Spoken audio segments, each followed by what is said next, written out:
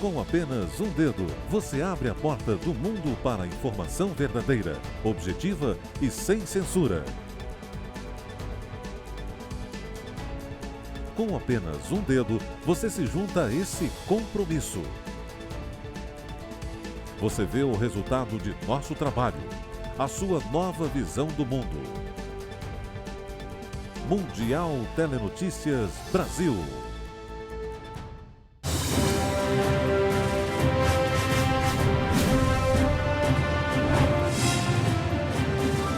Olá, eu sou Paulo Echevarria e já estou de volta com outra edição do Mundial Telenotícias. Acompanhe comigo.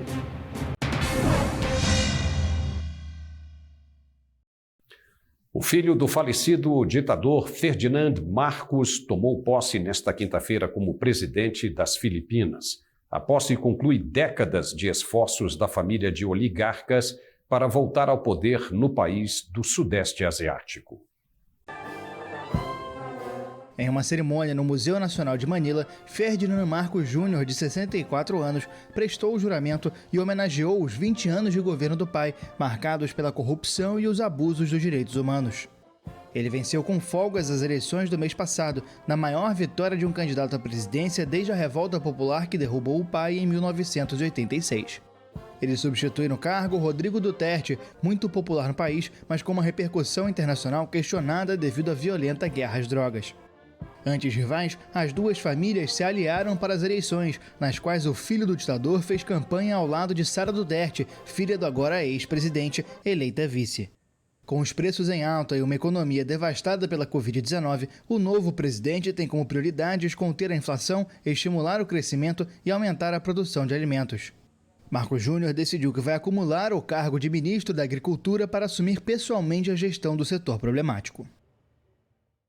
O Brasil suspendeu a extradição do mafioso Rocco Morabito para a Itália. Morabito é conhecido como o rei da cocaína e foi preso em maio de 2021 em João Pessoa, na Paraíba. Em um despacho enviado ao Supremo Tribunal Federal, o Ministério da Justiça comunicou a suspensão da extradição. A medida, segundo o Ministério, foi devido à nova informação segundo a qual foi expedida uma ordem de prisão temporária contra Morabito. Segundo a lei brasileira, ninguém pode ser extraditado para outro país se está sendo processado criminalmente ou se for condenado no Brasil, a não ser que a Justiça brasileira autorize ou a pedido do próprio extraditado. O STF havia autorizado a extradição do criminoso italiano em maio. Firmado pelo secretário nacional de Justiça José Vicente Santini, o despacho assegura que, em vista das pendências judiciais, o Ministério consultará o Poder Judiciário sobre a liberação antecipada do estrangeiro para fins de extradição. Com boas relações com as organizações criminosas latino-americanas, Morabito era procurado desde 1995 pela Justiça italiana por associação criminosa e tráfico de drogas. O presidente da Caixa Econômica Federal, Pedro Guimarães, pediu demissão do cargo. Em carta enviada ao presidente Jair Bolsonaro, ele rebateu as denúncias de assédio sexual feitas por funcionárias da instituição e alegou inocência. 6 horas para inaugurar uma agência. Cerca de meia hora após a publicação da carta, o Diário Oficial da União publicou a exoneração a pedido de Pedro Guimarães e a nomeação de Daniela Marques Consentino como a nova presidente da Caixa. Secretária especial de Produtividade e Competitividade do Ministério da Economia, Consentino está no governo desde janeiro de 2019 e foi assessora especial do ministro Paulo Guedes até o início do ano. No comando da instituição desde janeiro de 2019, Guimarães pediu demissão após acusações de assédio sexual por funcionárias de carreira da Caixa. O caso está sendo investigado pelo Ministério Público Federal. Negociações retomadas no Equador. O governo equatoriano anuncia diálogo após intensos protestos pelo aumento no preço dos combustíveis. O governo anunciou que vai retomar as negociações com os manifestantes indígenas após ordenar um novo estado de emergência devido às mais de 2 semanas de protestos quase diários contra o aumento dos preços. Exhortamos a todas las partes en conflicto que en función de la aceptación que ahora ha dado el gobierno a esta mediación, no se produzcan más brotes ni actos de violencia, ni durante la noche, ni durante las tempranas horas de la mañana, porque eso podría eventualmente también complicar que este proceso de mediación avance. As negociações entre o Executivo e a poderosa Confederação de Nacionalidades Indígenas começaram na segunda-feira em Quito. No dia seguinte, foram suspensas pelo presidente Guilherme Lasso. Liderado por Leônidas Issa, o grupo, que participou de revoltas que já derrubaram 3 presidentes, exige redução de até 21% nos preços dos combustíveis. Que quero invitar a todas nuestras hermanas y hermanos de las diferentes provincias que hemos puesto de pie para reclamar nuestros derechos, depongamos cualquier actitud beligerante. Lasso, que está no poder há 13 meses, suspendeu as conversas depois de um ataque atribuído a manifestante contra soldados e policiais na Amazônia, que deixou um agente morto e 12 feridos. Ele afirmou que o governo não vai negociar com aqueles que mantêm o Equador como refém. Vamos a sentarnos a dialogar. A taxa de desemprego na zona do euro caiu em maio a 6,6% da população ativa e atingiu o menor nível histórico. O indicador mantém desde dezembro a tendência de queda, mas registrou o menor número desde que a agência de estatísticas Eurostat começou a compilar a série de dados em abril de 1998. Para o conjunto da União Europeia, a taxa caiu a 6,1% em maio, que também equivale ao menor índice histórico. De acordo com a Eurostat, de maio de 2021 a maio de 2022, o desemprego na eurozona recuou 1,5% e entre pessoas com menos de 25 anos, a queda foi ainda mais expressiva, de 4,7%. A Espanha é o único dos países que adota a moeda comum com taxa de 2 dígitos, de 13%. Em seguida aparecem a Itália com 8,1% e a França com 7,2%. Maior economia do bloco, a Alemanha registrou uma taxa de 2,8%. O mercado de trabalho foi beneficiado pela forte recuperação da economia europeia iniciada em 2021, depois da recessão causada pela pandemia. Apesar disso, a guerra na Ucrânia lança uma sombra de incerteza sobre as perspectivas para os próximos meses, já que as previsões de crescimento foram revisadas drasticamente para baixo.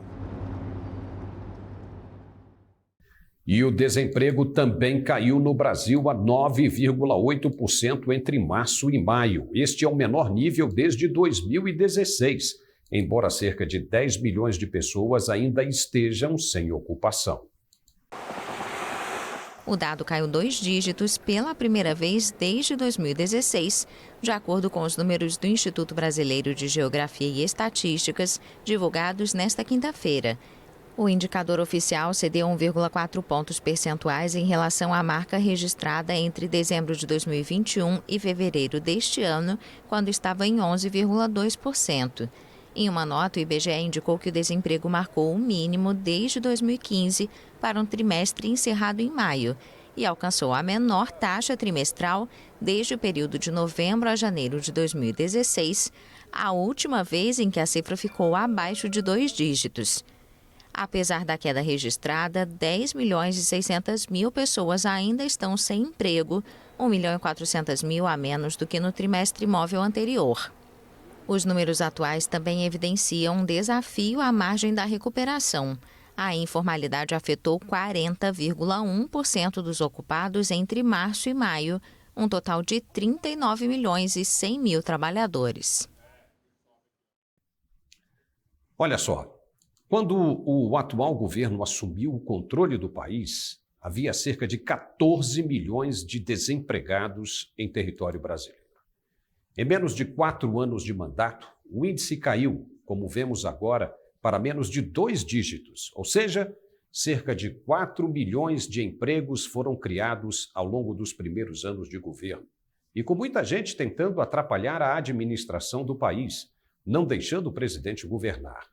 E ainda assim, ele e a equipe dele, nadando contra a maré, contra os que o atacam, têm conseguido empregar muita gente, permitir que muitos desesperados tenham novamente esperanças e voltem a levar comida para casa e alimentar suas famílias. O desemprego no país está entrando em uma nova era positiva, que só tende a melhorar até o final deste ano, seguindo, como falamos aqui agora há pouco, a zona do euro com recordes históricos. Não é fácil criar 1 milhão e 400 mil empregos em apenas 3 meses, mas ele conseguiu. É um feito extraordinário. A verdade tem de ser dita. O atual presidente conseguiu. Os números estão aí e não podem ser refutados. Inflação alta, custo de vida crescente, preço dos combustíveis nas alturas, não são problemas exclusivamente da atual equipe econômica. Isso está acontecendo no mundo todo. O Reino Unido vai chegar a mais de 12% de inflação até o final deste ano, superando os números brasileiros para uma economia que já foi exemplo para a Europa alguns anos atrás. Os combustíveis estão insuportáveis nos Estados Unidos, como nunca na história aconteceu. No entanto, o Brasil está sabendo lidar muito bem com esse problema, melhor até do que muita gente grande. E os méritos são da equipe de governo. O que mais se espera? Milagres?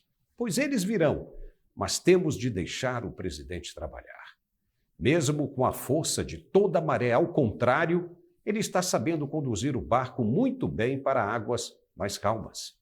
Ainda na quarta-feira, falamos que o índice de homicídios violentos também caiu no Brasil, uma redução de 6,5% das mortes violentas intencionais, de acordo com o relatório do Anuário da Segurança Pública. De novo, o que mais esperar se não dão paz para esse homem e tranquilidade para a equipe dele governar? Se queremos mais, temos de confiar mais. Depois do intervalo, estamos de volta. Até já. Quando você precisa saber rapidamente o que está acontecendo nos lugares mais remotos do planeta, só existe um lugar em sua própria língua. Mundial Telenotícias Brasil. Sua nova visão do mundo.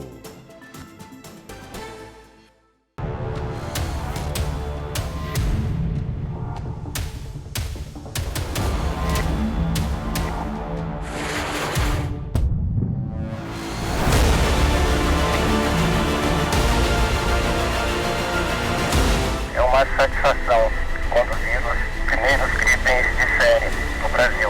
Senta bola, Brasil!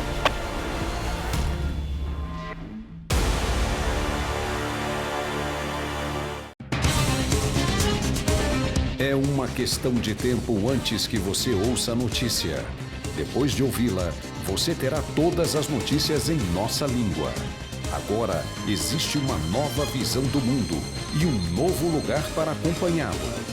Mundial Telenotícias. O presidente Joe Biden anunciou nesta quinta-feira 800 milhões de dólares em novas armas para a Ucrânia. Ele disse que os Estados Unidos apoiarão Kiev o tempo que for preciso em sua guerra contra a Rússia. As forças ucranianas, armadas pelo Ocidente, conquistaram uma vitória ao recapturar a estratégica Ilha das Serpentes no Mar Negro, e os líderes da OTAN expressaram forte unidade durante a cúpula de Madrid. Biden deixou claro que pretende manter a pressão sobre o presidente russo Vladimir Putin. Ukraine has already dealt a severe blow to Russia. Russia, in fact, has already lost its international standing. Biden anunciou mais um pacote de 800 milhões de dólares em financiamento dos Estados Unidos para as Forças Armadas da Ucrânia nos próximos dias. Isso incluirá sistemas avançados de defesa aérea para a Ucrânia, mais artilharia e munição, radar de contrabateria, entre outras armas. Biden disse que as contribuições internacionais agora somam quase 140 mil sistemas antitanque, mais de 600 tanques, quase 500 sistemas de artilharia, mais de 600 mil cartuchos de munição, bem como sistemas avançados de foguetes de lançamento múltiplo e sistemas de defesa aérea. A Rússia afirmou nesta quinta-feira que tem milhares de prisioneiros de guerra ucranianos. O país também anunciou ter se retirado da Ilha das Serpentes, posição estratégica no Mar Negro conquistada por Moscou, que foi alvo de bombardeios ucranianos nas últimas semanas.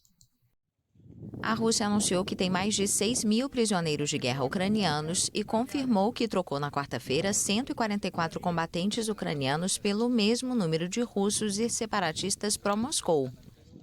Напомню, что общее число военнослужащих Украины, захваченных или сдавшихся в плен, составляет более 6 000 человек. Não é possível verificar o número com fontes independentes. A troca de 144 prisioneiros foi a maior desde o início da ofensiva em fevereiro. O porta-voz também anunciou a retirada do exército russo da Ilha das Serpentes, uma posição estratégica no Mar Negro conquistada por Moscou e que foi alvo de bombardeios ucranianos nas últimas semanas. 30 июня в качестве шага доброй воли вооруженные силы Российской Федерации завершили выполнение поставленных задач на острове Змеиный e вывели находившийся там гарнизон. Konashenkov disse que a medida pretende facilitar as exportações de grãos da Ucrânia. A Rússia acrescentou que agora a bola está do lado ucraniano e acusou o país de não retirar as minas de sua costa no Mar Negro. Desde o início da ofensiva russa, a pequena Ilha das Serpentes virou um símbolo de resistência depois que um grupo de guardas ucranianos que a defendiam rejeitou em uma mensagem de rádio a ordem de rendição apresentada por um navio russo. Em visita ao Turcomenistão para uma cúpula das nações do Mar Cáspio, o presidente russo Vladimir Putin afirmou que o país não vê problemas numa eventual adesão da Suécia e Finlândia à OTAN. Os dois países foram formalmente convidados nesta semana a fazer parte da aliança. Os dois países nórdicos decidiram se candidatar a ingressar na organização depois que Moscou lançou uma operação militar na Ucrânia. E o processo formal de adesão foi iniciado nesta quarta-feira, durante uma cúpula da aliança em Madrid. У нас нет таких проблем со Швецией и Финляндией, которые, к сожалению, есть с Украиной. У нас нет ни территориальных вопросов, ни споров. У нас нет ничего, что нас могло бы беспокоить с точки зрения членства Финляндии или Швеции в НАТО. Ну, хочется им, пожалуйста. Mas o líder russo alertou que se contingentes e infraestrutura militares fossem mobilizados, Moscou seria obrigada a responder de forma simétrica. Até agora, a Rússia tinha sido crítica da perspectiva de os dois países aderirem à OTAN, dizendo que este seria um fator desestabilizador para a segurança internacional. Putin também criticou as ambições imperialistas da organização, acusando a aliança de tentar assegurar sua supremacia através do conflito na Ucrânia. O Catar deu 60 milhões de dólares às Forças Armadas libanesas. Foi o que anunciou o Ministério das Relações Exteriores em Doha nesta quinta-feira. O Ministério disse em um comunicado que o ato vem do firme compromisso do Estado do Catar em apoiar a República do Líbano. O Líbano está enfrentando uma crise financeira sem precedentes, rotulada pelo Banco Mundial como uma das piores do planeta desde a década de 1850. O pequeno país mediterrâneo deu calote na dívida em 2020. A moeda local perdeu cerca de 90% do valor no mercado paralelo e a ONU agora considera 4 em cada 5 libaneses pobres. O anúncio do Catar veio durante a visita do ministro das Relações Exteriores do país ao Líbano. O presidente da China, Xi Jinping, afirmou nesta quinta-feira que Hong Kong renasceu do fogo. O comentário foi feito durante uma visita para as celebrações do 25º aniversário do retorno da ex-colônia britânica ao controle de Pequim. Acompanhado da esposa e do ministro das Relações Exteriores, o líder foi recebido por estudantes com bandeiras e flores, dançarinos vestidos de leões e alguns jornalistas credenciados. 在香港回归祖国25周年之际，我再次来到香港，我的心，中央政府的心，和香港同胞在一起。 Esta é a primeira viagem para fora da China continental de Xi desde o início da pandemia, em dezembro de 2019. Autoridades locais entraram em um sistema de bolha sanitária com o fechamento de partes da cidade e o veto a vários jornalistas dos eventos comemorativos de sexta-feira. As celebrações têm o objetivo de mostrar o controle do Partido Comunista sobre a ilha depois da repressão política e do desmantelamento do movimento pró-democracia. Tradicionalmente, o aniversário da Devolução, que aconteceu em 1º de julho de 1997, é marcado por manifestações pacíficas de milhares de pessoas. Mas as grandes aglomerações desapareceram de Hong Kong nos últimos anos devido à combinação das restrições sanitárias e à repressão aos movimentos contrários ao governo central. Os casos de Covid dispararam nesta semana na América do Sul e, de acordo com a Organização Pan-Americana da Saúde, um aumento de 25% nas contaminações foi registrado, levando diversos países a reforçarem a importância da vacinação, especialmente de vulneráveis.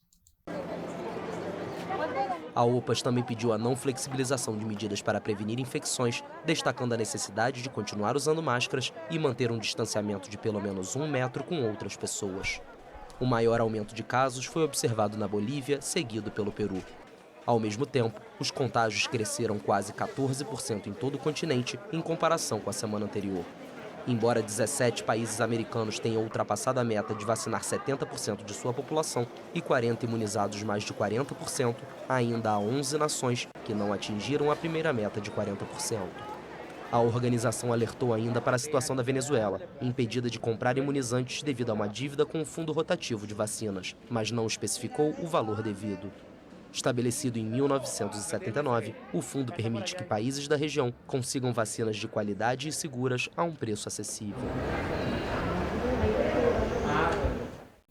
A gente volta daqui a pouquinho depois do intervalo. Até já. A melhor alternativa de notícias internacionais em português. Mundial Telenotícias Brasil. É preciso coragem para olhar para o passado e ver as adversidades que superamos. Durante todo o caminho, enfrentamos batalhas, fazemos escolhas e sabemos que não chegamos sozinhos onde estamos. A Marinha está repleta de grandes heróis que inspiram novas histórias. Somos a força que transforma.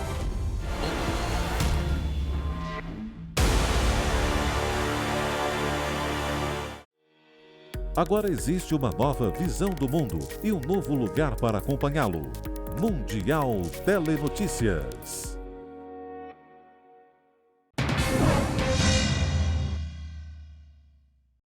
O cantor R. Kelly foi sentenciado a 30 anos de prisão por uma corte federal de Nova York. Ele é acusado de chefiar durante décadas uma rede de exploração sexual de mulheres e adolescentes. A juíza Ann Donnelly proferiu a sentença na Corte Federal do Brooklyn quase um ano depois de Kelly, de 55 anos, ter sido condenado por um júri de Nova York.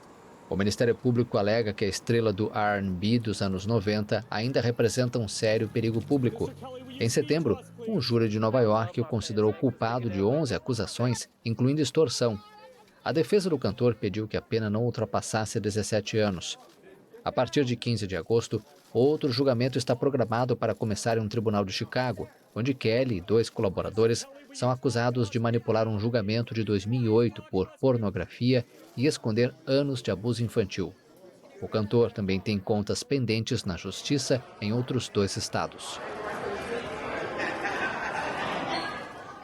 A justiça francesa condenou à prisão perpétua Salah Abdeslam. Ele é o único sobrevivente dos comandos que mataram 130 pessoas em Paris e Saint-Denis em 13 de novembro de 2015. Os juízes atenderam à acusação, que pediu a pena máxima do Código Penal francês contra o terrorista, pelo pior atentado na capital desde a Segunda Guerra Mundial. Abdeslam recebeu a maior pena, aplicada apenas 4 vezes na França, apesar dos esforços da defesa em apresentá-la como pena de morte social e garantir que ele desistiu de detonar os explosivos que carregava junto ao corpo na noite do ataque. A leitura do veredito foi no Palácio da Justiça de Paris, acompanhada por sobreviventes, familiares das vítimas e jornalistas. Je suis satisfait des peines et je pense comme beaucoup c'est juste, il ne faut pas exagérer, demander plus, mais je pense que voilà, ça a été fait et dans le respect des lois et c'est bien. 6 anos depois de uma noite de horror que deixou 130 mortos e 10 meses de processo, os 20 acusados receberam suas penas, que vão de 2 anos de prisão à prisão perpétua sem liberdade condicional. A maioria dos 13 acusados presentes reiteraram arrependimentos ou pedidos de desculpas. Alguns expressaram condolências às vítimas e muitos afirmaram confiar na justiça. Os atentados de 2015 em Paris e no Stade de France aconteceram em um contexto de ataques na Europa, enquanto uma coalizão internacional lutava contra o grupo Estado Islâmico na Síria e no Iraque. Milhares de sírios chegavam por sua vez ao continente europeu para fugir da guerra em seu país. Os deputados israelenses dissolveram nesta quinta-feira o parlamento e abriram o caminho para novas eleições legislativas. O chefe da diplomacia, Yair Lapid, foi nomeado como primeiro-ministro interino. A dissolução foi aprovada por 92 votos a favor e nenhum contrário, de um total de 120 cadeiras no parlamento. Antes da votação, os deputados estabeleceram 1º de novembro como a data para as próximas legislativas. Esta será a 5ª vez que o país vai às urnas em menos de 4 anos. A dissolução encerra o breve governo de 1 ano do primeiro-ministro Naftali Bennett, que liderou uma coalizão de 8 partidos, que incluiu pela primeira vez uma formação árabe, algo histórico em Israel. O principal objetivo da coalizão era acabar com 12 anos ininterruptos de governo do direitista Benjamin Netanyahu, mas também formar um executivo, algo que havia sido impossível após as 3 eleições anteriores, muito acirradas. Horas antes da dissolução do parlamento, Bennett anunciou que não será candidato nas próximas eleições. A nadadora brasileira Ana Marcela Cunha, que é ouro olímpico, não para no Mundial de Esportes Aquáticos de Budapeste. Ela conquistou mais uma medalha no torneio. Nesta quinta-feira, a baiana de 30 anos venceu a prova dos 25 quilômetros em águas abertas e subiu ao pódio pela 3ª vez só nesta semana. Na prova disputada no Lago Lupa, nos arredores da capital da Hungria, a brasileira venceu a prova com o tempo de 5 horas, 24 minutos e 15 segundos. A alemã Lea Boy ficou com a prata e a holandesa Sharon van Hovendal com o bronze. Esta é a 15ª medalha de Ana Marcela Cunha em suas participações em mundiais. Na segunda-feira, ela venceu a prova dos 5 quilômetros em águas abertas e na quarta-feira foi medalha de bronze nos 10 quilômetros. Ana Marcela tem 7 títulos mundiais e é a 5ª vez que conquista o ouro na modalidade dos 25 quilômetros. Arqueólogos encontraram uma antiguidade em perfeitas condições no Peru. O artefato foi achado na pequena cidade pré-hispânica de Chanchan, no norte do país. Com 50 centímetros de altura por 16 de largura, a escultura de madeira representa um carregador de liteira de um governante. A obra, que possui entre 850 e 1470 anos, estava em um centro cerimonial e pertence ao período inicial da cultura Ximú. Parece suponer de que en la parte superior a la plataforma hubo un ambiente que estuvo ornamentado con relieves y en ese contexto estuvieron estas esculturas móviles. Ao lado da obra, foram recuperadas sementes de nectandra, que deviam formar um colar. Embaixo, havia uma pequena bolsa preta decorada com fios marrons e brancos. Chanchan foi construída com argila e barro, sendo a maior cidade do mundo construída com o material. Nela, eram realizados ritos como enterros humanos, provavelmente motivados pelo culto a divindades felinas. Se está abordando por primera vez una investigación científica en uno de los templos que está en la periferia de Chanchan. Entonces, y de paso uno de los más antiguos.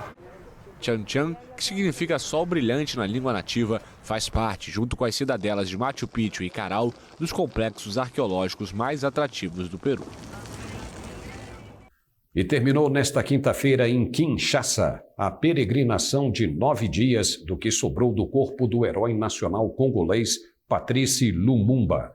O caixão com um dente apenas, a única coisa que restou do corpo, vai ficar sob um imponente monumento ao mártir da independência na avenida que leva o nome dele e que conduz ao aeroporto internacional da capital da República Democrática do Congo.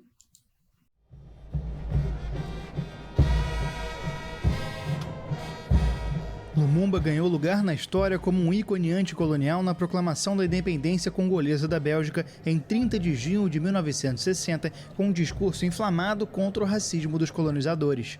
Ele foi derrubado em setembro, feito prisioneiro e executado por separatistas da região sul de Katanga e mercenários belgas em janeiro de 1961. Os corpos dele e dos colaboradores Maurice Mumpolo e Joseph Okito foram dissolvidos em ácido e nunca encontrados. Décadas se passaram até que restos humanos fossem descobertos na Bélgica, depois de um policial belga envolvido na ação se gabar das ações na imprensa. Em 2016, um dente que esse policial tinha guardado foi apreendido pela justiça. É a única coisa que restou do corpo de Lumumba. A Bélgica devolveu o dente e reconheceu a responsabilidade pelos eventos que levaram à execução do herói nacional congolês.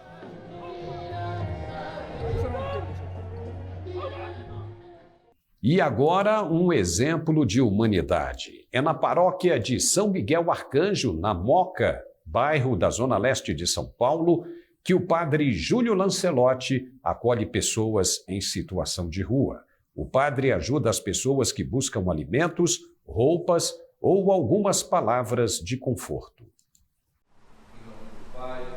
Elogiado como um mensageiro de Deus pelo Papa Francisco, o religioso de 73 anos se tornou uma figura antissistema e símbolo da luta pelos direitos dos mais vulneráveis, na maior metrópole da América do Sul. E se a gente ficar sem o padre, poxa, a gente vai voltar pela mesma situação que a gente está. Acho que ele é um anjo, de verdade, eu tenho vontade de chorar.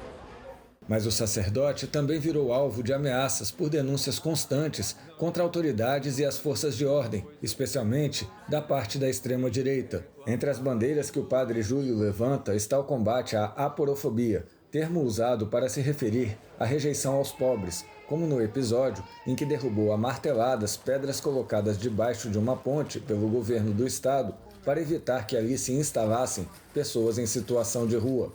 A aporofobia ela faz parte desse sistema meritocrático e desse sistema neoliberal e faz parte do comportamento humano.